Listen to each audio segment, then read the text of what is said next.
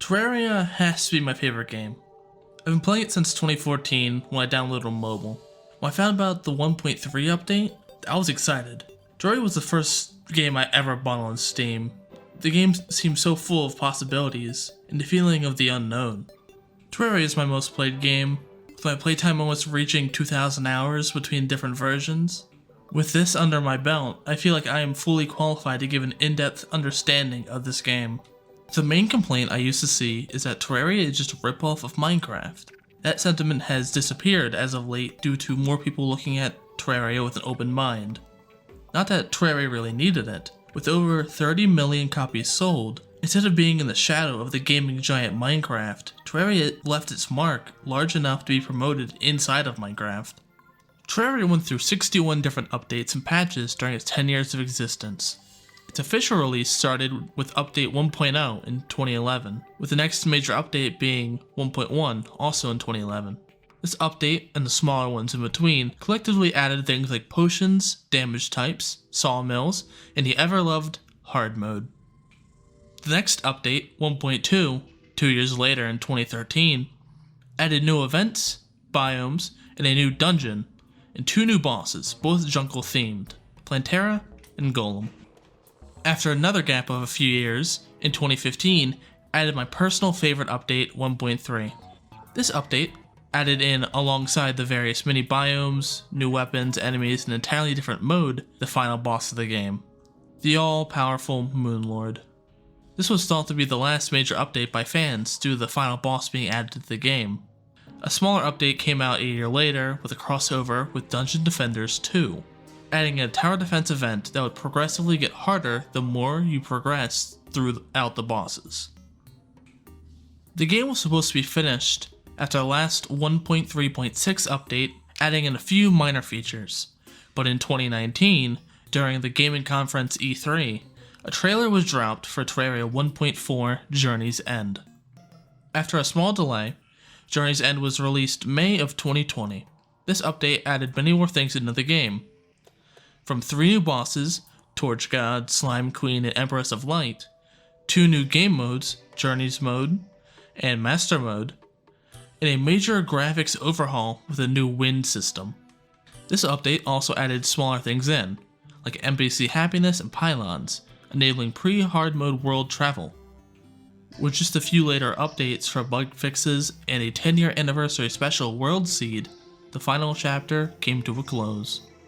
No game will ever get far without good gameplay, but luckily, Terraria's gameplay is one of the best I've seen. The game consists of 4 different difficulties: Journey, the easy, creative-like game mode, Classic, the basic default game mode, Expert, giving a challenge to the game with some new AI and scaled health and damage, but also giving exclusive loot, and Master, where it takes Expert to a whole new level, and where only the most skilled players can beat. Once the world is actually created, you start off in pre-hard mode. Once you progress through the game far enough, there's a noticeable change to the world, hard mode. The game keeps fresh by expanding the world you once knew by adding even more dangers and riches to it. Terraria has a set boss progression, starting with the Eye Cthulhu, a monstrous eye that attacks once it notices you may pose a threat. After the eye has been slain, you gain the ability to mine through the corruption blocks that compose one of the evil biomes that spawn around the world. After looting the dangerous evil biomes, you summon in the boss, either the Brand of Cthulhu or the Eater of Worlds. Once defeated, you have gained enough power to take down the guard of the dungeon, Skeletron. Upon his death, you fully unlock it, and within the dungeon, there are stronger items that make you feel confident enough to explore the underground lair, Hell. Once down there, you'll find another boss summoning item. Once tossed in the lava, the Wall of Flesh spawns. Once the abomination dies, the Spirit of Light and Dark are released, changing the world and putting you into hard mode. Your next task is to defeat the mechanical bosses, revamped versions of the first 3 bosses, decked out in all new weapons. Once each of them are dead, the jungle starts growing mysterious bulbs underground. Once you break one open, Plantera spawns. If you manage to kill her, she drops a key to the jungle temple. Once entering the temple, you find power cells and a device that requires a power cell. Combining the two spawns in Golem. After his defeat, a call can be heard from the dungeon. When you reach the dungeon, you see various cultists worshipping an idol. If you kill them, the boss Lunatic Cultist spawns. When you kill him, an event starts called the Lunar Event, spawning in 4 different pillars around your world. With the defeat of each pillar, the words Impending Doom Approaches appear, alerting you to the final boss. The Moonlord appears, and it's the toughest fight yet, but you don't back down. With the final attack directed at his exposed heart, you kill the Moonlord and beat the game. This may seem like a daunting task, but you have a few weapons at your disposal. One of your first choices you make in the game is what weapon you use. There are 4 different major classes, each with its own pros and cons.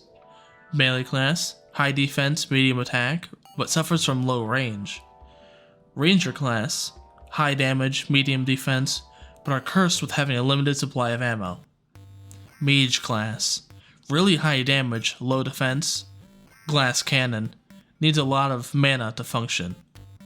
And Summoner, possibly the highest damage, but the lowest defense. High group attack damage, and the whips are pretty fun to use. Each class has a different playstyle that makes them each a unique challenge. The melee have to protect their squishier teammates. The ranger needs to stay in the back and make sure his bullets are hitting. The mage unleashes a pure destructive barrage of attacks, but then needs to back up to recharge his mana. And the summoner keeps his minions attacking while also trying to avoid the enemies. So how did Terraria get so popular? It's hard to understand why something is fun, but the common consensus is that the bosses and events really make the game. I heard it best described as a boss rush while still being a sandbox.